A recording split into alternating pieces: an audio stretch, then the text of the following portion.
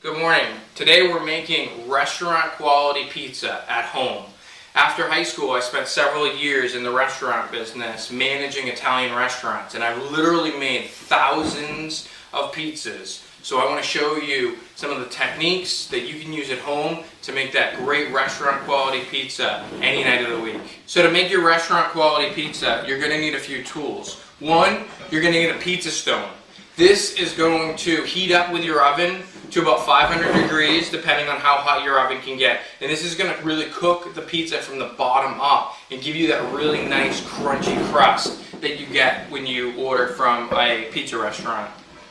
You're going to need a pizza peel.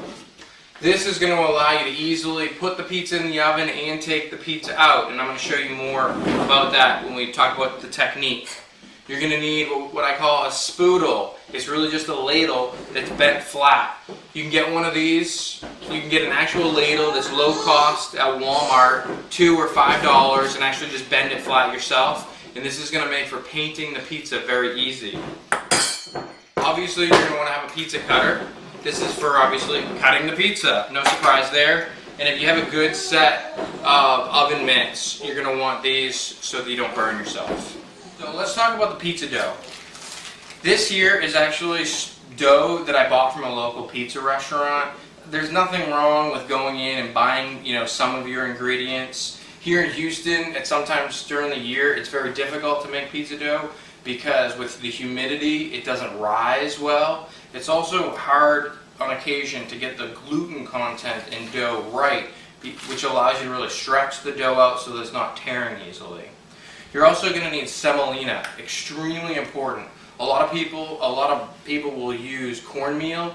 Cornmeal has a very distinctive flavor, where semolina has almost no flavor. And what this is going to allow you to do is coat the dough with semolina, and then it's going to allow you to pound out the dough so that it doesn't stick to the surface that you're using. So now we're ready to actually pound out our pizza dough and make a pizza. So I've already got the stone in the oven, and it's already at about 500 degrees. So you want to take the time to let the stone come to temperature. You also want your pizza dough to be at about 60 degrees, about room temperature, so that you don't get a lot of bubbles when it cooks in the oven. So we're going to take the pizza dough and we're going to put it into your semolina, and we're going to turn it and coat the entire dough ball. We're going to take a handful of semolina and we're going to put it down onto the area that we're going to pound out the dough. Here we have the top of the dough ball. This is going to become the bottom of your pizza. So we're going to flip it over. We're going to take our thumbs and our forefingers and we're going to work around the dough, pinching it. And what this is doing is this is creating what will become our pizza crust. So we go all the way around.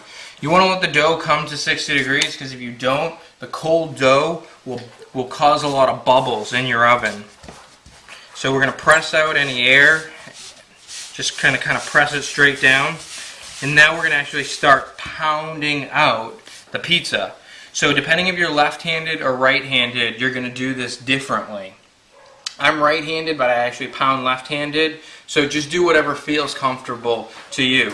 So you're going to start, and I take my hand and I'm kind of going to dig it into the crust here. Take my other hand, I'm going to pull the dough. So what I'm doing is I'm kind of pressing my fingers in and then turning it with my left hand and kind of press and pull. Press and pull. This is probably going to take you a little bit of practice, but obviously practice makes perfect. And you're going to kind of keep going, and your dough is, the crust is getting thinner and thinner, and that's just good. And then you're going to kind of just drag the dough across your fingers at the top. If you tear the dough, no problem. You're just going to pull the dough back over itself and push it down and repair it yourself. Don't worry about tearing the dough. If your dough is tearing very easily, it's probably because you don't have a high gluten dough. The gluten in the dough allows it to be stretchy, and without that gluten content, it is going to tear easily. So in many cases, if you buy a good dough from a restaurant, you're not going to have that problem. If you make your own dough, make sure that you get a high gluten flour to make sure that you have nice stretchy dough. So we're going to continue to pound out the dough here, and then we're going to work our way kind of into the middle and just stretching it by pulling our hands apart. And what I'm doing now is I'm making sure that the dough is consistent all the way across so that this has the same thinness. I'm going to work the crust a little bit, and I'm just continuing to spin the dough and pull the dough across my fingertips. And just continue to stretch it out. And then I'm going to pull even more as it gets bigger. And it's kind of a slow process. And then what you may need to do in this case, I'm going to need to actually pick up the dough. And what I'm doing is I'm using kind of 2 fists. And I'm going to just kind of pull it apart a little bit with my fists and turn it. Pull and turn, pull and turn. And stretching out the dough. And so there you have your dough. It's ready. It's ready to be made into a perfect pizza. I'm just going to get it a little thinner.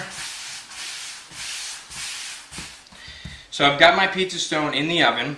So I'm going to pull that out. You're going to be very careful because that pizza stone is about 500 degrees. So I've got my peel. I've got an oven mitt on.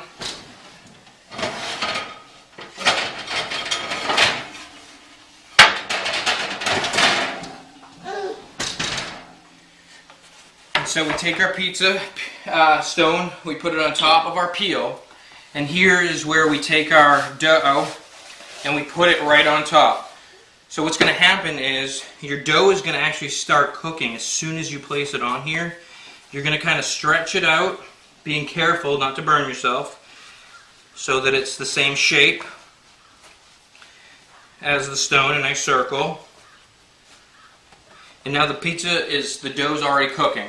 If you don't use a pizza stone, you'll never get the bottom to be nice and crispy, because what will happen is you'll put the stone inside your oven and the pizza stone will heat up with the pizza. The top will end up being cooked, but the bottom will not be. I'm going to take my sauce and I'm going to pour it right in the middle with my spoodle, and you can see some steam because it's already starting to cook. And I'm going to, in a clockward motion, a circular motion, bring my sauce out to the edges. If you need a little bit of more sauce, that's fine.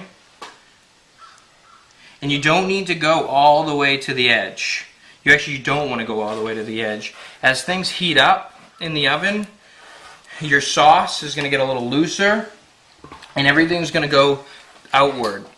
Next, I've got my cheeses. I'm using a provolone cheese. Actually, this is a mozzarella that I'm starting off with. And I get slices because the slices, I think, have the best flavor.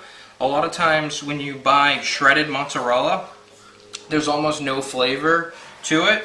So I'm using a boar's head sliced mozzarella that I'm starting in the middle again, and I'm working my way out to the outside.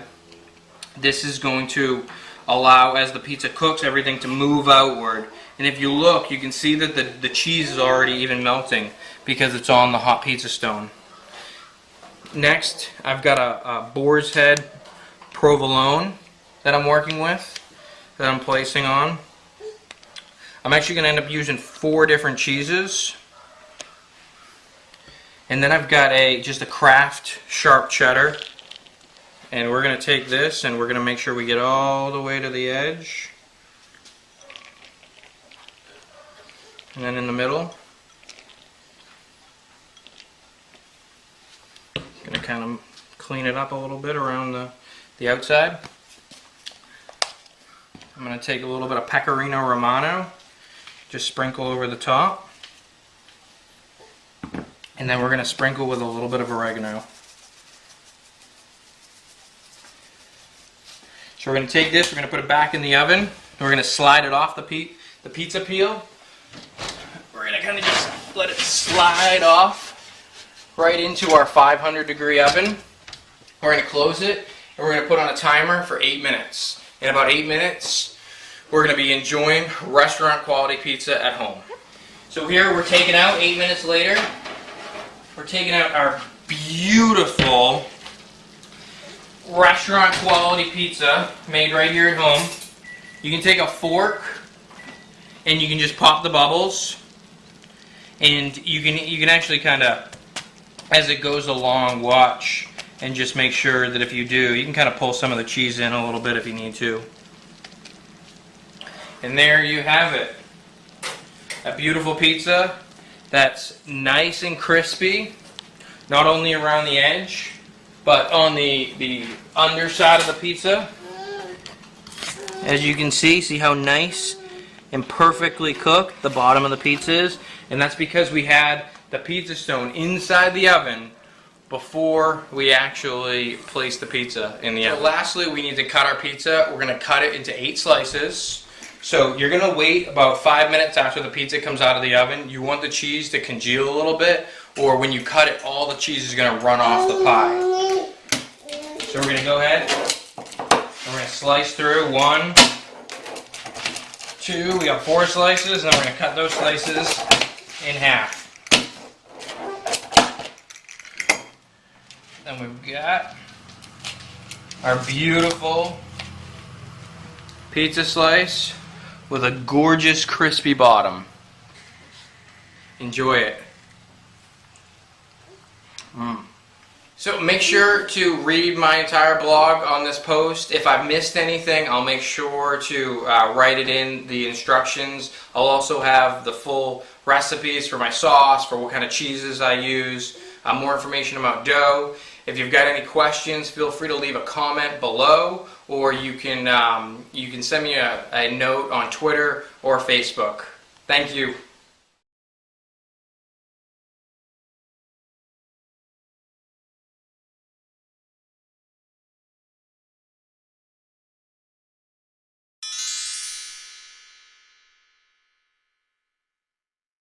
So sometimes, no matter how healthy you want to eat, you feel the need for junk food, and there are loads of kind of cute little ways around it and different little recipes that you can do, but sometimes I feel like it's not even the taste you're craving, you just feel that kind of need for something that tastes like it's junk food. And to me, there are various degrees of junk food, but this recipe is something that I always use when I'm feeling like I need something a little bit junky.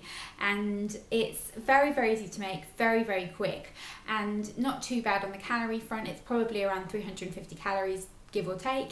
Very, very easy to make, as I said, and it does really give you that kind of feeling like you're eating something that's very naughty and fast food style.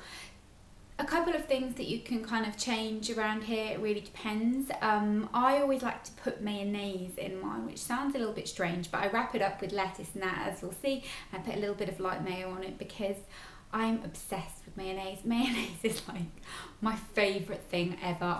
I could eat it with everything and it's delicious, but it's really, really not great for you. And I know people will say, try and make your own mayonnaise. I'm not gonna do that. So I have to be careful and don't have it very often, but I really, really love it, and with this recipe it works really well. And when you're eating it, you really do feel like you're eating something naughty. So I'm going to let you get onto the actual recipe now, even though it's not really a recipe, it's stupidly easy. But I hope you enjoy it, and let me know if you've made it. Tweet me pictures. My Twitter name is down in the info bar, so tweet me picture or Instagram or that kind of thing. All that info is down there, and show me that you've made it. And you can be healthy and still have something a little bit naughty. So hope you enjoy this, and I'll see you next time. So what you're going to need is, you're going to need 1 whole grain wrap. There's loads of different kinds. This is just the one that I've got here. You can do it with whatever wrap you like. You could use maybe a rice grain wrap, whatever you like. This is just a seeded whole grain one. And then for the actual kind of pizza flavour, you're going to need some tomato puree, whatever vegetables you want to put on. I always stick to onion and peppers. You can put whatever you like on. One thing I would try and avoid is tomatoes. They tend to make it a little bit soggy and it just doesn't really work. But red onion and pepper are fantastic. And then some oregano to just give it that kind of classic pizza taste. And then in terms of cheese, I would normally use this fresh low-fat mozzarella, but I'm not going to use this because once you've opened this, you do need to use it up within 1 day. And I know I'm not going to use it up within 1 day because I'm not going to be home over the next few days. So I have substituted that for just a small amount of grated low-fat cheese. This is just the lighter mature cheddar cheese, which I always think go low-fat with dairy, it's not a problem. So just a small amount of that. I grated it so kind of a little goes a long way. And now I'm going to show you what you need to do. Make sure you put your grill on as well, just on kind of a medium heat, and preheat your grill first. So I've put some tomato puree on the wrap, just kind of like a tablespoon or so. Spread it. If you spread it with the back of a spoon, just a little tip, it's much easier. And then I sprinkled the dried oregano on top. And now I'm just going to go ahead and put my toppings on. I like to put my toppings first, make the cheese second. Don't ask me why, it's just something that I feel works better. So just make sure you're kind of dispersing everything nice and evenly. Put my peppers on. And now I'm going to go ahead and do the same with the onion. I absolutely adore onion, like I couldn't live without onion, so I do like quite a bit. But as I said, you could do it with whatever you like. So onion and all my peppers are on there. Then I'm going to go ahead with my cheese. So just really make sure you've kind of got an even part. It's not very nice when you've just got like clumps of cheese. So make sure you kind of get it evenly. And you can see you really don't need a lot of cheese in this. It's one of those dishes that I know you'll kind of be thinking, yeah, right. But you don't need a lot because the flavour is there. You get the pizza flavour, so you don't need the kind of fattening calorie aspect of it. And then I will just go ahead and apply. You can tell how much I like makeup, can't you? Just put a little bit more dried oregano on top just to give it that extra pizza flavour. And then I'm just going to pop this into the grill for takes about 2 minutes and show you what it looks like when it's out. So once it's out, this is what it looks like, and the crust on the outside kind of goes crispy, but you want to make sure that the inner part's still kind of soft so you can roll it up. You could kind of slice it and eat it like a pizza, I suppose, but it is very thin and it would be a bit annoying. So I'm now going to go ahead and put my lettuce and just a tiny little bit of like mayo on top of my lettuce and roll it up and show you what it looks like. And here we have the end result. So as you can see, it looks really, really delicious, and I promise you, try the thing with the lettuce because it really does give it that kind of fast food feel. I don't know what it is. I don't like lettuce normally. This is the only thing I'd kind of have lettuce in at home. I tend to prefer like spinach and rocket and more sophisticated salad leaves. But in this, lettuce works. It kind of feels cheap and just naughty. So really, really hope you try this. It's really delicious and I can't wait to eat it.